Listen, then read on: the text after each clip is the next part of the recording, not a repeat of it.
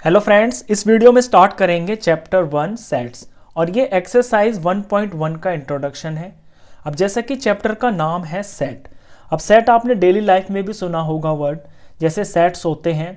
T set होता है, उसके अंदर केतली होती है, प्लेट होती है, कप होती है। ऑर्नामेंट का सेट होता है, ज्वेलरी सेट जो होता है उसके अंदर नेकलेस होता है, ईयर रिंग्स होते हैं। ऐसे बर्तनों का भी सेट होता है जिसमें कटोरी, चम्मच, थाली ये वगैरह वगैरह चीज़ें होती हैं।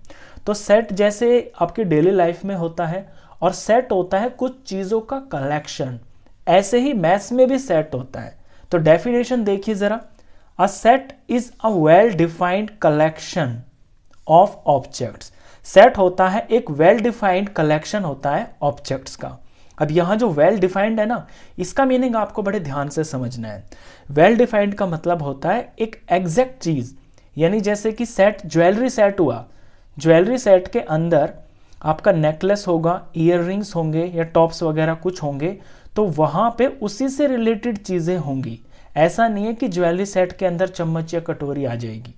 तो वेल डिफाइंड वही होता है जिसका आंसर अगर हमसे कोई पूछा जाए तो वो पर्सन टू पर्सन चेंज ना हो। कुछ एग्जांपल्स बताता हूं आपको वेल डिफाइंड के। जैसे collection of all days of a week, हफ्ते के सारे जो दिन होते हैं ना उनका एक कलेक्शन। अब ये आप किसी से भी पूछ लो कि हफ्ते में कौन कौन से दिन होते हैं, हर आदमी यही बोलेगा Sunday, Monday, Tuesday, Wednesday, Thursday, Friday, Saturday. कोई दूसरा आदमी, तीसरा आदमी, चौथा आदमी, ये जितने भी लोगों से आप पूछोगे ना सब वही जवाब देंगे। ऐसा नहीं है कि कोई और कुछ और जवाब दे देगा। Collection of all months of a year, year में जितने मंथ्स होते हैं आप किसी से भी पूछ लेना, वो सब जनवरी से लेकर दिसंबर तक का ही नाम लेंगे। ऐसा नहीं है कि मैं जनवरी फरवरी से दिसंबर तक बोलूंगा और कोई और कुछ और नाम बता देगा। तो ये वेल डिफाइंड की कैटेगरी में आते हैं। किसी से भी आप पूछोगे सबसे आपको एक ही जवाब मिलेगा। Collection of all vowels of English alphabet, English alphabet के अंदर AEIOU ये 5 ही वॉवल्स होते हैं। किसी से भी पूछ लेना आपको यही जवाब मिलेगा। पर्सन टू पर्सन ये चेंज नहीं होगा। Collection of all natural numbers less than 5, 5 से छोटे जितने भी नेचुरल नंबर्स हैं, तो 5 से छोटे नंबर हो गए हैं 1, 2, 3 और 4। ये 4 नंबर्स हैं। आप किसी से भी पूछना नेचुरल नंबर 5 से कम 1, 2, 3, 4 सब यही जवाब देंगे। तो ये वेल डिफाइंड हो गया। इसमें ना कुछ आप हटा सकते हो ना कुछ बढ़ा सकते हो, यही जवाब आपको सबसे मिलेगा। Collection of first 3 even numbers, पहले 3 इवन नंबर्स 2 होता है, उसके बाद 4 होता है, उसके बाद 6 होता है। तो 2, 4, 6 यही 3 नंबर्स हैं इवन जो सबसे पहले आते हैं। तो ऐसा कलेक्शन जो आपका पर्सन टू पर्सन चेंज नहीं होता, वो वेल डिफाइंड की कैटेगरी में आता है। अब नॉट वेल डिफाइंड को भी समझ लीजिए। कुछ एग्जांपल्स हैं, जैसे कलेक्शन ऑफ 3 बेस्ट एक्टर्स। अगर मेरे से कोई पूछे कि आपके नज़र में 3 बेस्ट एक्टर्स कौन है, तो मैं अपने 3 बेस्ट एक्टर्स बता दूंगा जो मुझे पसंद होंगे या जो मेरे हिसाब से बहुत अच्छे एक्टर्स होंगे। लेकिन अगर आपसे कोई पूछे तो ये ज़रूरी थोड़ी है कि आप भी वही बताओ जो मैंने बताई है। या किसी और आदमी से पूछें तो वो अपने हिसाब से किसी और एक्टर्स का नाम ले सकता है, उसकी नज़र में कोई और एक्टर्स अच्छे हो सकते हैं। ऐसी collection of 5 natural numbers, 5 natural numbers. Natural number आपके 1 से स्टार्ट होते हैं, 1, 2, 3 और ये कभी ख़त्म नहीं होते, अप टू इन्फिनिटी होते हैं। अब 5 नेचुरल नंबर पूछे हैं, 5 में कोई कुछ भी बोल सकता है। मैं 1, 2, 3, 4, 5 बोल सकता हूँ, आप 7, 8, 9, 10, 11 बोल सकते हो, कोई और कुछ और बोल सकता है, 100, 200, 300, 400, 500। तो ये तो पर्सन टू पर्सन इसका जो जवाब है वो चेंज हो सकता है ना। तो ये नॉट वेल डिफाइंड है। इसका एक ही जवाब नहीं है, इसके बहुत सारे जवाब हो सकते हैं। अलग अलग आदमी अलग अलग जवाब दे सकता है। ऐसी collection of 3 best players, 3 best players. मुझसे कोई पूछेगा तो जो मेरी नज़र में 3 बेस्ट प्लेयर होंगे मैं उनका नाम बोल दूंगा। आपके कोई फेवरेट प्लेयर अलग होंगे, आपकी नज़र में बेस्ट प्लेयर्स अलग होंगे, आप किसी और का नाम ले सकते हैं। तो ये नॉट वेल डिफाइंड जो होते हैं ये वो होते हैं जहाँ पे पर्सन टू पर्सन आपका जवाब अलग हो सकता है, अपनी अपनी राय के, अपनी अपनी पसंद के हिसाब से। तो यहाँ पे जो सेट की डेफिनेशन है उसके अंदर ये वेल डिफाइंड जो वर्ड है ना, ये बड़ा इंपॉर्टेंट है। वेल डिफाइंड कलेक्शन को ही सेट बोला जाता है मैथ्स के लैंग्वेज के अंदर। तो ये तो होता है सेट। अब आते हैं सेट को रिप्रेजेंट कैसे करते हैं वो देखिए। तो हमारा नेक्स्ट टॉपिक होगा रिप्रेजेंटेशन ऑफ सेट्स। मैथ्स के अंदर सेट्स को रिप्रेजेंट करने के दो तरीके होते हैं। पहला तरीका होता है रोस्टर फॉर्म, इसे हम टेबुलर फॉर्म भी बोलते हैं। अब रोस्टर फॉर्म के अंदर कैसे सेट को हम रिप्रेजेंट करते हैं एक एग्जांपल से समझते हैं। मैंने ए एग्जांपल बनाया है, set of vowels in English alphabet. English alphabet के अंदर जो वोवल्स हैं उनका सेट। अब वोवल्स होते हैं ए, ई, आई, ओ, यू। अब आप देखना ध्यान से कि रोस्टर फॉर्म में सेट को किस तरह से रिप्रेजेंट किया जाता है या किस तरह से लिखा जाता है। सबसे पहली बात कि सेट का कोई नाम होता है, हम उसे नाम से डिनोट करते हैं और जो सेट का नाम होता है वो कैपिटल लेटर से लिखा जाता है। लेट्स सपोज जिस सेट में मैं ये दिखाऊंगा उसका नाम मैं वी रख रहा हूं, तो वी इज इक्वल टू, उसके बाद यहां पे ये ब्रेसिस लगता है, ये कर्वी जो ब्रैकेट होता है ये स्टार्ट होता है और इसके अंदर हम ये लिखते हैं ए, e, i, o, you. A, e, i, ओ और ये यू, ये 5 ही होंगे और फिर इसको बंद कर देंगे। ये तरीका होता है रोस्टर फॉर्म। अब इसके अंदर कुछ चीज़ें हैं बहुत इंपॉर्टेंट हैं जो आपको सारी की सारी ध्यान में रखनी है, वो मैं देखिए बताता हूं आपको। Objects, elements and members of a set are synonymous terms. सबसे पहली बात तो ये है कि जब भी क्वेश्चन के अंदर ऑब्जेक्ट्स आए, एलिमेंट्स आए या मेंबर्स आए तो उसका मतलब एक ही होता है। और ये जो होते हैं ना ए, ई, आई, ओ, यू, ये एलिमेंट्स हैं। इन्हें आप एलिमेंट्स भी बोल सकते हो, ऑब्जेक्ट्स भी बोल सकते हो और मेंबर्स भी बोल सकते हो। ये सारे सेट के एलिमेंट्स, मेंबर्स या ऑब्जेक्ट्स बोले जाते हैं। दूसरी इंपॉर्टेंट बात, sets are usually denoted by capital letters, जैसे कि ए, बी, सी एटसेट्रा। जो सेट होता है ना वो कैपिटल लेटर से डिनोट किया जाता है। जैसे मैंने यहाँ पे ये सेट बनाया है तो इस सेट का नाम मैंने वी रख दिया, तो वी यहाँ पे आप कैपिटल लेटर में लिखोगे। The elements of a set are represented by small letters a, B, C etcetera. अब जो ब्रैकेट के अंदर लिखे जाते हैं ये एलिमेंट्स होते हैं, इन्हें हमेशा स्मॉल लेटर से ही डिनोट किया जाता है। यहाँ पे मैंने स्मॉल लेटर्स ही लिखे हैं, ऐसा तो नहीं है कि मैंने बड़े लिख दिए a, e, i, o, u, नहीं, स्मॉल लेटर से ही लिखना है। The elements are being separated by commas and are enclosed with braces. और ये जो एलिमेंट्स होते हैं ये सेपरेट किए जाते हैं कॉमा से। जैसे ये 5 थे तो मैंने इनके बीच में कॉमा लगाया ना, कॉमा लगा के इनको सेपरेट किया, ए, ई, आई, ओ, यू। और ये एनक्लोज किए जाते हैं, मतलब कि ये कवर किए जाते हैं ब्रेसिस से। ये जो ब्रैकेट होता है ना, कर्वी ब्रैकेट, इस ब्रैकेट से शुरू करके इसी से बंद किया जाता है। नेक्स्ट इंपॉर्टेंट बात, elements can be written in any order. ये जो एलिमेंट्स होते हैं ना जो अंदर हैं ये आपके किसी भी ऑर्डर में आप लिख सकते हो। ऑर्डर आगे पीछे होने से आपके आंसर पे कोई फर्क नहीं पड़ेगा। जैसे मैंने ए, ई, आई, ओ, यू लिख दिया तो मैं इसे ऐसे भी लिख सकता हूं। मैं इसका ऑर्डर चेंज करके, मेरा मन कर रहा है कि मैं ई पहले लिख दूं तो ई लिख दूंगा, फिर मैं ए लिख दूंगा, फिर मैं ओ लिख दूंगा, फिर मैं आई लिख दूंगा, फिर मैं यू लिख दूंगा। तो इसमें ऑर्डर से कोई टेंशन नहीं है, आपके एलिमेंट्स सारे ठीक होने चाहिए, ऑर्डर चाहे कोई भी हो, कोई दिक्कत नहीं है। और सबसे इसमें जो लास्ट इंपॉर्टेंट बात है वो ये है, an element is not generally repeated. जो एलिमेंट होता है ना वो रिपीट नहीं होना चाहिए सेट में। जैसे यहां भी आप देख रहे हो ए, ई, आई, ओ, यू, ये 5 है ना, तो ये 5 ही रहेंगे। ऐसा नहीं है कि आप ओ को 2 बार लिख दो, ये यू को 2 बार लिख दो, रिपीट नहीं होने चाहिए। अब इस रिपीट वाले पॉइंट को मैं और अच्छे से आपको समझाता हूं नेक्स्ट एग्जांपल में, उसमें आपको ये ज्यादा अच्छा समझ में आएगा। इसके बी एग्जांपल पे ध्यान दीजिए। The set of letters forming the word school. एक सेट बनाना है जिसके अंदर ये जो स्कूल वर्ड लिखा हुआ है ना, इसके ये जो लेटर्स है इसका सेट बनाना है। तो देखिए कैसे लिखेंगे इसको। पहले तो मैं सबसे पहले इस सेट का कोई नाम रखता हूं। लेट्स सपोज मैंने के रख दिया इस सेट का नाम। उसके बाद ये ब्रेसेस बनाऊंगा मैं। अब जो जो वर्ड्स इसके अंदर आए हैं, जो लेटर्स इसके अंदर आए हैं, इसमें है 1, 2, 3, 4, 5, 6, ये 6 लेटर्स है इसके अंदर। तो यहां पहला जो लेटर है वो क्या है, एस। तो एस स्कूल बनाने के लिए एक तो एस लेटर की जरूरत पड़ रही है, तो यहां पे मैंने एस लिखा। फिर सी की जरूरत पड़ रही है, फिर एच की जरूरत पड़ रही है, फिर ओ की जरूरत पड़ रही है। अब यहां समझिए बात को, यहां पे 2 बार ओ है ना, तो आपको सेट के अंदर 2 बार नहीं लिखना। यही है इस पॉइंट का मतलब कि अगर आपके एलिमेंट्स में कोई चीज 2 या 2 से ज्यादा है ना, तो वो आपको एक ही बार लिखनी है। यहां पे ऐसा नहीं है कि आप 2 बार ओ लिख दोगे, नहीं, ओ का यूज हो रहा है ना इस वर्ड को बनाने में, तो आप ओ एक ही बार लिखोगे, एल, और ये एल हो गया।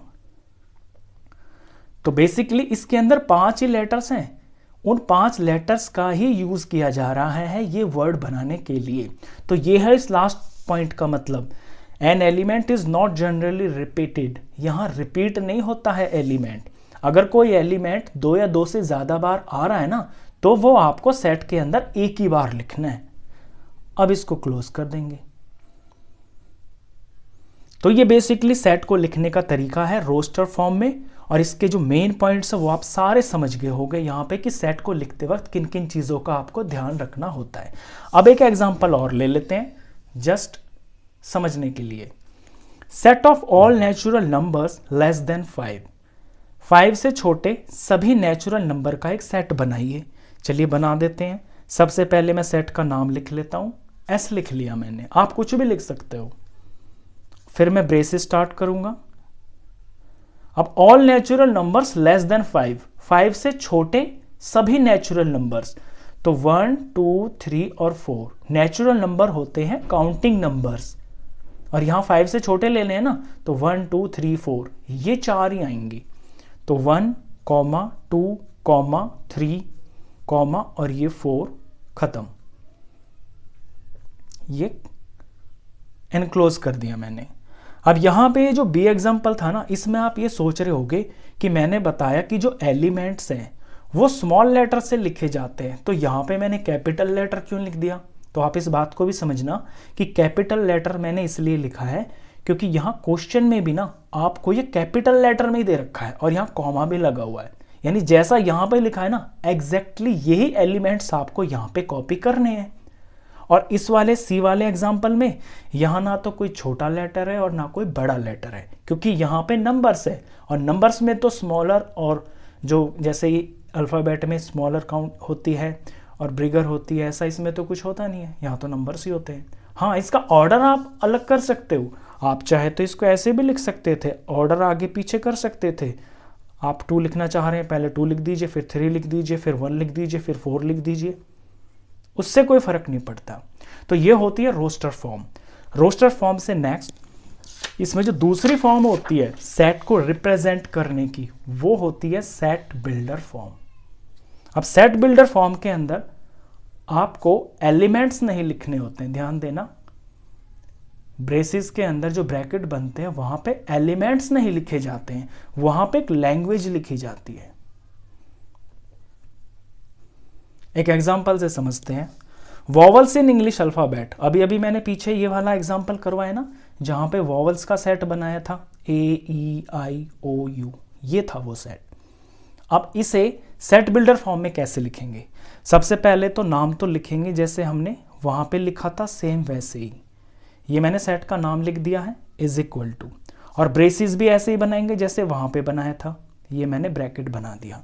अब यहां पे आप ये एलिमेंट्स नहीं लिखोगे, यहां पे एक लैंग्वेज लिखोगे। लैंग्वेज किस तरह से लिखी जाएगी देखिए। सबसे पहले आप लिख दोगे ऐसे x, और फिर ये 2 डॉट्स, x सच दैट, ये जो डॉट्स होती है ना 2, इसका मतलब होता है सच दैट, यानी इस ब्रैकेट के अंदर ना आपको x है, x कुछ चीजें हैं, और वो जो x है ना वो क्या है वही आपको लैंग्वेज में लिखना है। तो x such that x is a vowel in the English alphabet। बस खत्म, ब्रेसिस बंद। देखा आपने, एलिमेंट नहीं लिखे हैं यहाँ पे लैंग्वेज ही लिखी है। तो जो आपका ये क्वेश्चन है ना, वोवेल्स इन इंग्लिश अल्फाबेट, बस एग्जैक्टली यही लैंग्वेज लिखनी है। आपको इस तरह से दिखाना है कि यहाँ पे कुछ हैं, कुछ जो चीज़ें हैं ना यहाँ पे, ये जो एलिमेंट्स हैं इन्हें आप एक्स बोल रहे हो, और वो जो एक्स है वो क्या है, वो वॉवल है इंग्लिश अल्फाबेट की। तो ये होती है सेट बिल्डर फॉर्म। तो यहाँ पे लैंग्वेज लिखी जाती है। एक एग्जांपल और ले लेते हैं, set of all natural numbers less than 5। यही आपने पीछे भी किया था, 5 से छोटे सारे जो नेचुरल नंबर्स हैं उनका सेट। तो ये तो था पहली वाली फॉर्म में जो कि रोस्टर फॉर्म थी, 1 2 3 4 ये एलिमेंट्स थे। लेकिन अब आप लिखोगे सेट बिल्डर फॉर्म में तो यहाँ पे लैंग्वेज लिखोगे। तो पहले सेट का कोई नाम, जैसे वहाँ पे नाम रखा था ऐसे यहाँ पे भी रख लेंगे। ये मैंने सेट का नाम एस रख लिया, ये ब्रेसेस स्टार्ट कर दिया। अब यहाँ पे मैं एक्स लिखूंगा, एक्स सच दैट, एक्स है इसके अंदर, ये चीजें एक्स बोल रहा हूं मैं इनको, और ये है क्या, बस वही लैंग्वेज लिख देनी है मेरे को। X such that x is a natural number less than 5, braces बंद। तो जो यहां लैंग्वेज में लिखा है जस्ट आपको वही लिखना है, बस आपको ब्रैकेट लगाना है, सेट का नाम लिखना है और यहां पे एक्स और ये सच दैट का निशान लगाना है। ये दो तरीके होते हैं सेट को लिखने के। अब आते हैं हम अपने नेक्स्ट टॉपिक पे। नेक्स्ट टॉपिक है इसके अंदर सिंबल्स एंड देयर मीनिंग्स। तो इसके अंदर दो सिंबल होते हैं और उनके क्या मीनिंग होते हैं वो समझते हैं।